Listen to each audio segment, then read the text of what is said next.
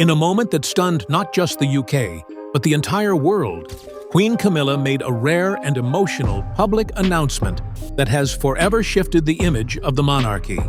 Appearing in a newly released behind-the-scenes documentary, the Queen Consort revealed the truth about King Charles's declining health, confirming for the first time the rumors that had been swirling for months. Her revelation wasn't simply emotional, it was monumental. The institution built on silence had spoken.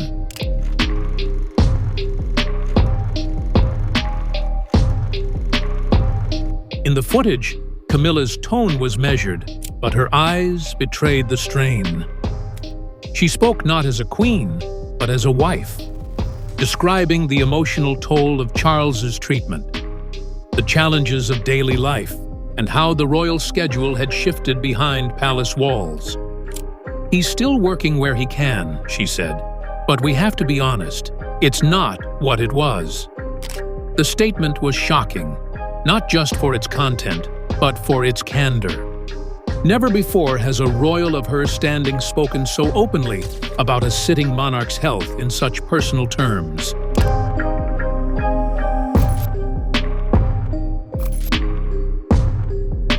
The ripple effects were immediate. Social media exploded. Headlines across the Commonwealth declared, "Queen Camilla breaks royal protocol." The BBC ran a special.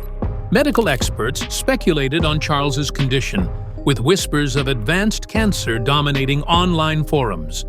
But behind the public's fascination was a deeper question. Why now?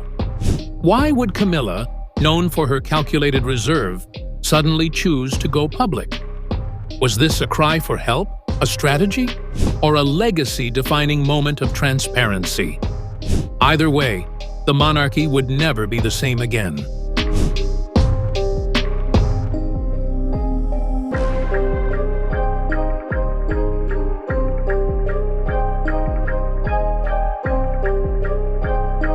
For centuries, the royal family has maintained a wall of silence. Health concerns, personal struggles, even political rifts. These were never shared with the public. But Camilla shattered that norm. And to understand the true weight of her decision, we must first examine what she broke: the deeply embedded tradition of royal secrecy. The royal family's usual discretion, a break from tradition. The British monarchy is built on perception and performance, a crown that must appear infallible. Royal health, in particular, has always been cloaked in secrecy. From King George VI's hidden cancer to Prince Philip's quietly managed hospital stays, the public has rarely been invited into the realm of vulnerability. This veil isn't just a preference, it's a strategy. Weakness, even perceived, can create political instability, invite public panic, or spark calls for abdication. That's why Camilla's statement was not just a confession, it was a revolution. Historically, every royal illness was downplayed. Euphemisms like resting, routine procedure, or fatigue masked everything from surgeries to terminal diagnoses. Even Queen Elizabeth II's health was often a mystery, despite decades of scrutiny. The royal press office is trained to deflect, delay, and distract. But Camilla didn't follow the script. She stepped into a public arena where emotion replaced euphemism. Why? Royal watchers believe the Queen Consort may be ushering in a new era of transparency, or perhaps responding to growing media pressure to be real in the age of authenticity. But her actions raise difficult questions. If the palace is now open about illness, where is the line? Will William and Kate reveal their health struggles? Will future monarchs be expected to live stream their hospital visits? Transparency is a double-edged sword. It humanizes, but it also exposes. Camilla's break from tradition isn't just a moment, it's a mirror, reflecting how modern royals may have to balance public empathy with personal pain. Now that the floodgates have opened, there's no turning back. With Camilla confirming that King Charles is ill, the world is left asking, how bad is it? And what does this mean for the continuity of the crown? Let's look at what we know and what Buckingham Palace hasn't said. King Charles's health crisis, what we know so far. For months, subtle clues hinted at trouble behind palace gates. Charles began reducing his travel. Speeches were shorter, his once robust presence slightly dimmed. Then came the palace statement, a vague acknowledgement of a medical issue wrapped in the usual royal discretion. But Camilla's announcement ripped the bandage off. King Charles has been diagnosed with cancer, and he is in active treatment. Though the palace hasn't revealed the exact form or stage, sources close to the family suggest it's serious enough to impact his daily functioning. Treatments, including radiation and potential surgery, have already altered his schedule. He's cancelled engagements. Foreign trips have been postponed indefinitely. Insiders whisper that the king is tired, but determined. He wants to reign as long as he can, said one former courtier, but the reality is catching up. The image of a strong, steady monarch has fractured. This isn't just a health scare, it's a constitutional dilemma. If Charles becomes unable to fulfill his duties, the monarchy must consider delegation, regency, or even abdication. Prince William may need to step in more aggressively. Parliament could be asked to weigh in. And in the background, millions are now watching the king through a new lens, not as a timeless figurehead, but as a fragile man, battling something no crown can shield him from. As King Charles weakens, another figure has emerged from the background, Queen Camilla. Once vilified, now vital. Her increased presence at public events isn't just ceremonial, it's strategic. She's not replacing the king, but she is stepping in. And with that, a new chapter of palace power dynamics has begun. Camilla's role as Queen Consort, shifting dynamics in the palace. With Charles's health in decline, Queen Camilla has gone from consort to quasi-regent. Her diary is full. She's attending solo engagements, chairing meetings once reserved for the king, and even speaking on his behalf. This isn't merely a supportive spouse. It's a monarch in transition, where power is slowly being redistributed behind closed doors. Insiders describe a new tone at court. Camilla now sits in on Privy Council briefings, her voice carrying unexpected weight. In some cases, she's reportedly advising Charles on key state decisions, passing notes between departments, and keeping the machinery of monarchy running while the king recuperates. Royal aides are adapting quickly. She's no longer just the Queen Consort, one palace staffer said. She's becoming the operational monarch in everything but name. But this shift brings complications. Camilla was never intended to lead. Her authority is informal. Her presence, though welcomed by some, raises quiet resentment in traditional circles. And among the public, opinion is split. Some admire her resilience, others see her as overstepping. But like it or not, a power vacuum has formed. And into that vacuum, Camilla has stepped, not with triumph, but with the reluctant burden of duty. But behind the confident speeches and public smiles, Camilla is struggling. She's not just a royal figure. She's a wife, watching her partner suffer. And in moments when the cameras are gone, the weight of this dual role, queen and caregiver, may be far heavier than we ever imagined. Camilla's personal struggles, a queen's burden beyond the crown. Behind every ceremonial wave and polished press release lies a woman shouldering a dual burden, royal leader and devoted wife. Queen Camilla is no stranger to public scrutiny, but never before has the weight felt quite like this. Supporting a monarch undergoing cancer treatment isn't just emotionally draining, it's politically perilous. In the public eye, she must remain composed, regal, and articulate. But in private, she's a 76-year-old woman watching the man she's loved for most of her life fight for his.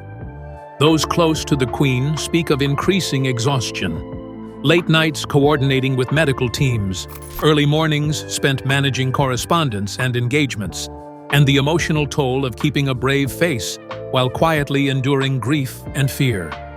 Palace insiders have noted that Camilla has begun confiding in trusted aides, admitting that the crown feels heavier than ever.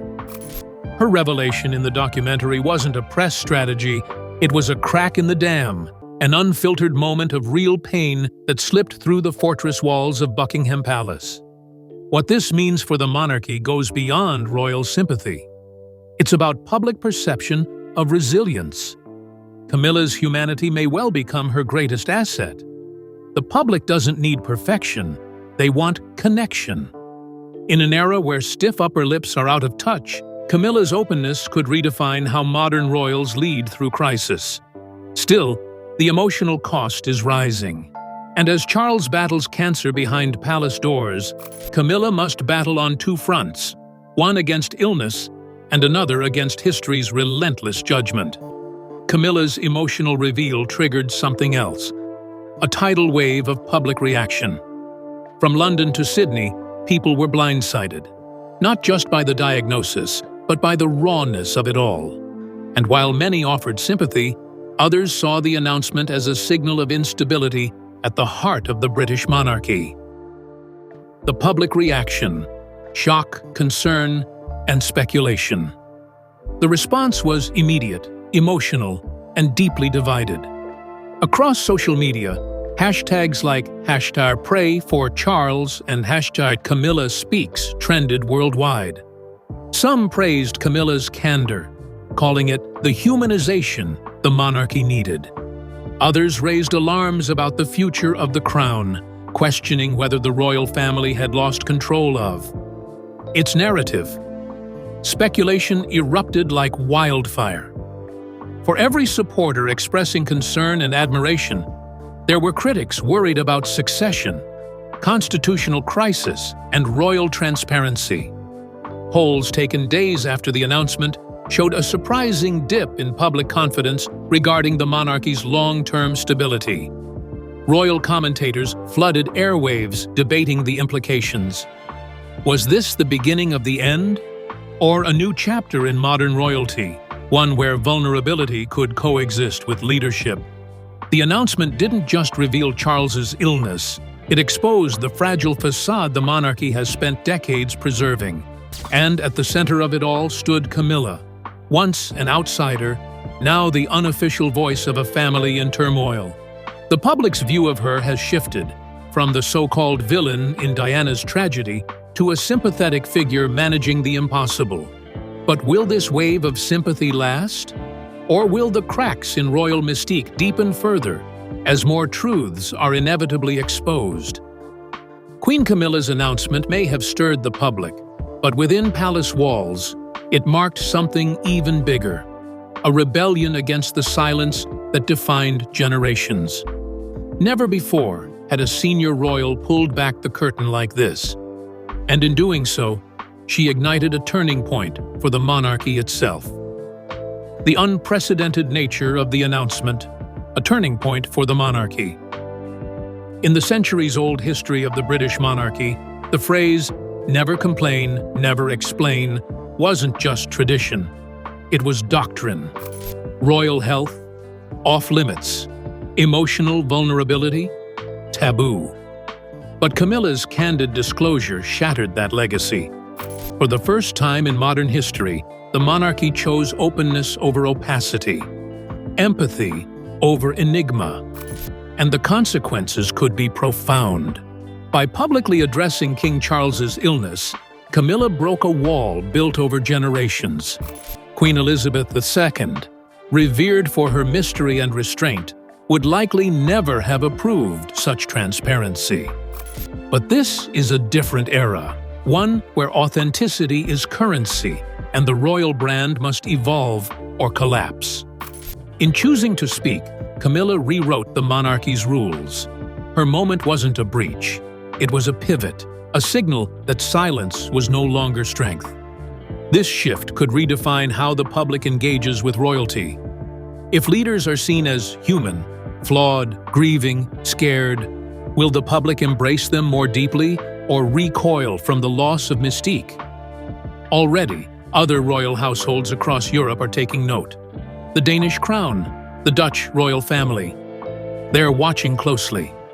If Camilla's gamble pays off, the British monarchy may emerge not weaker, but more relatable, even relevant. If it doesn't, the cost could be irreversible. To fully understand the gravity of this transformation, we must revisit Camilla's origin story. A tale not of fairy tale romance, but of scandal, exile, and redemption. The very woman once blamed for the monarchy's darkest chapter is now trying to stabilize it. How did we get here? And what does her past still reveal? Camilla's past, from controversy to acceptance. It's easy to forget how far Queen Camilla has come. Once reviled by the press and vilified by Diana's devoted followers, she spent years as Britain's most controversial woman. The infamous Camillagate tapes, the whispered meetings behind closed doors, the breakup of Charles and Diana. For years, Camilla was the royal family's most unspoken liability, a woman tolerated in private, but loathed in public. But time, strategy, and persistence transformed her. Slowly, carefully, she re-entered royal life through charitable work, low-key appearances, and finally, the quiet but historic 2005 civil marriage to Charles. It was never flashy. It was intentional. Camilla earned her way back into public favor, not through grand gestures, but through consistency. And when Queen Elizabeth II offered her blessing for Camilla to be known as Queen Consort upon Charles's ascension, it was a final seal on a 2-decade journey from scandal to status. Yet, Camilla has never entirely escaped the shadow of Diana. Every gesture, every word, is measured against a legacy she didn't create, but must constantly live beside. That's what made her recent announcement so striking. It wasn't just transparency. It was vulnerability from someone once branded cold. And it left many asking, is this the final phase of Camilla's public redemption, or the beginning of her ultimate test? Even as Camilla faces judgment from history, her present is supported by a surprisingly unified royal family. The announcement could have caused division, but instead, it sparked solidarity. William, Catherine, Anne, they stood behind her. And in that moment, the monarchy showed something rare. Not just a crown, but a family united in crisis. Royal family's reaction, a unified front. Despite personal struggles, when Queen Camilla stepped in front of the camera, the palace held its breath. Would William push back? Would Charles's siblings object? Instead, what followed was a wave of rare and sincere unity. Prince William reportedly called his stepmother incredibly brave. Princess Anne, known for her bluntness, told aides she admired Camilla's composure under fire. Behind the scenes, palace sources say the family immediately convened for private meetings to strategize responses, support one another, and reassure a rattled staff. Catherine, recovering from her own health challenges, made a quiet statement through her representatives expressing support for both Charles and Camilla, citing the resilience of family in trying times. Even Prince Edward reportedly reached out to media advisors, urging calm and compassion in coverage. This united front wasn't just PR, it was essential survival. With public confidence teetering and tabloids foaming at the mouth, any hint of division would have been catastrophic. Instead, the family acted like what they have always claimed to be, a unit. Their unity didn't erase the pain, but it sent a message. The monarchy will endure, not through myth or majesty, but through mutual loyalty in its darkest moments. The health crisis spreads. What about Camilla's health? Just when the public was beginning to process the weight of King Charles's cancer diagnosis, another twist emerged. Queen Camilla herself is facing health complications. Initially downplayed by palace sources as a minor chest infection, her sudden withdrawal from multiple scheduled engagements raised alarm bells across royal and media circles. The Queen Consort had been a pillar of strength during the king's battle. Now, she too was forced to pause. Multiple events were abruptly cancelled. The appearance at a key Commonwealth reception? Pulled. A charity gala in London? Postponed indefinitely. When questioned, the palace remained vague, but royal correspondence confirmed the underlying concern. Camilla's immune system had been compromised. Doctors advised rest and a reduction in stress. A tall order for someone carrying the emotional and constitutional weight of the monarchy on her shoulders. For the first time, the image of a steady Camilla, controlled, resilient, untouchable, showed visible strain. These dual health challenges aren't just shocking, they're historically significant, because this isn't the first time the British monarchy has battled illness from behind closed doors.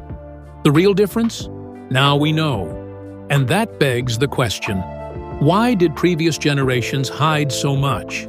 And what does this sudden transparency truly mean?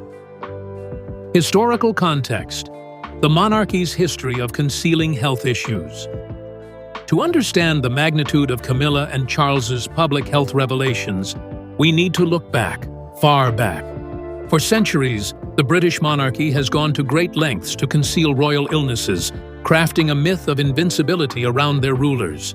The truth?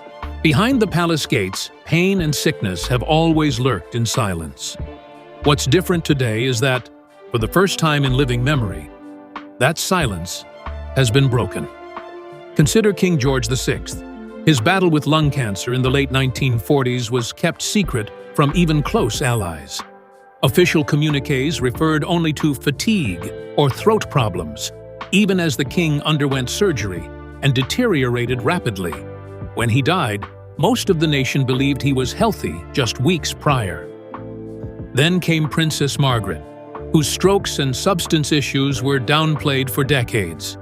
Even Prince Philip's multiple hospitalizations were treated with cryptic updates and evasive press briefings. The royal strategy was simple: show strength, never weakness. By placing health in the public discourse, the monarchy is breaking with generations of precedent. Camilla's chest infection may seem minor, but it represents a turning point, a signal that the royal mystique, so carefully guarded, is being replaced by modern vulnerability. And while the public may admire the honesty, it also invites scrutiny, speculation, and something the palace fears most: uncertainty. The impact on the monarchy's future: reformation or stagnation. The British monarchy has weathered war, scandal, and centuries of upheaval, but never quite like this. Two ailing monarchs, a strained line of succession, and a public increasingly skeptical of hereditary power. It's a volatile mix. Charles's cancer and Camilla's declining stamina raise immediate questions about governance. Who is actually in charge of the crown's constitutional responsibilities right now? And more urgently, what happens if neither of them can fulfill their roles? One option looms larger than ever: Prince William. As the heir apparent, William is reportedly already attending high-level meetings and standing in for his father at key diplomatic events. But assuming power in a full capacity would require formal constitutional shifts, possibly invoking the Regency Act, which hasn't been used in modern memory. And would the public, fresh off the modern transparency ushered in by Camilla, demand a more democratic monarchy in response? The truth is, we may be standing on the edge of a generational leap in royal evolution, whether the palace is ready or not. For all the talk of institutions and public image, this story, at its core, is human. Two people, one battling cancer, the other trying to hold everything together.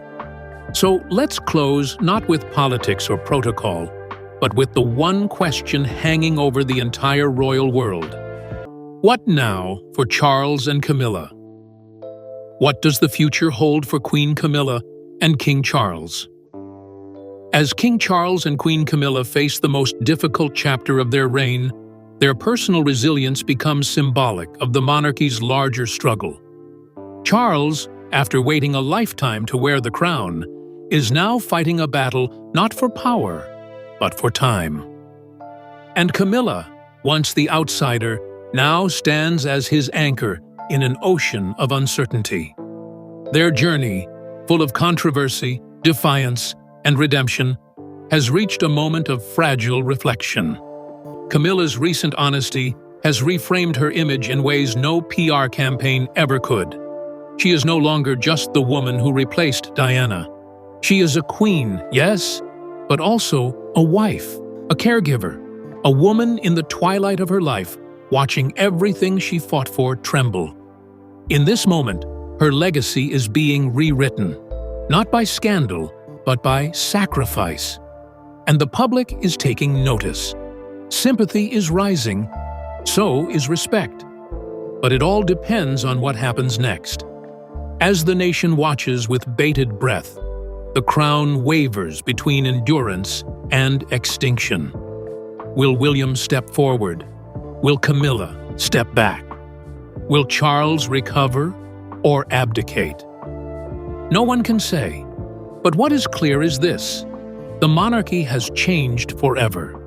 Whether it's the beginning of a graceful transition or the start of a slow unraveling, we are watching history unfold, not in gold and glory, but in grit, vulnerability, and human fragility. And that, perhaps, is the most royal thing of all.